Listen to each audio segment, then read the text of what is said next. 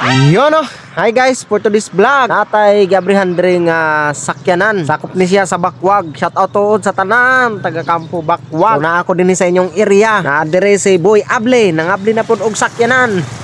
So ato nang gi check up, atong gigitik-gitik o orasyonan nga bukas ron, abri ron, bukas ron, abri ron, bukas ron. Hangtod maabre pero katong tanan ati kada ito.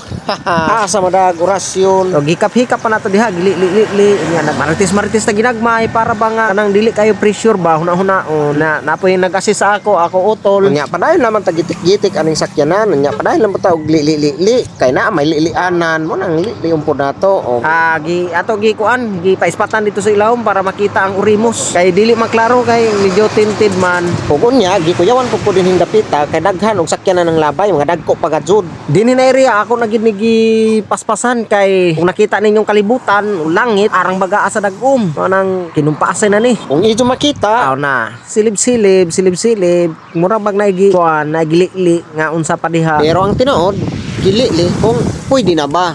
Unsa pay answer? Pwede na pero dugang taga nader na sab na pang urimos kay para nga mao na to sabta na lang ninyo. Ug dinhi na yugto nagpakuha tag bangko kay para nga natay tungtungan kay lisod kaayo ning medyo short ta og height di pa nato maabot ang taas pagsilib. Kay waya man makakaon og grower sa gamay pa mao nang minus og tubo. Ug dihang tungura ato nang gili og tayhupan para maabre. Pag magtayhop unsa pay answer? Ate ra gihapon to kay bisag unsa nimo nagtayhop di na maabre. Abilidad ang kinahanglan. Tanawa lang ninyo guys kung unsay resulta. Giuli na ang bangko, but pasabot di na magamit. Og salamat tod sa inyong suporta. Og unya, abre na. So ingadto lang. Salamat sa Ginoo. Kinakayo katabang sa uban. Ang uban pod katabang sa ako. So nauna may ani na panghitabo.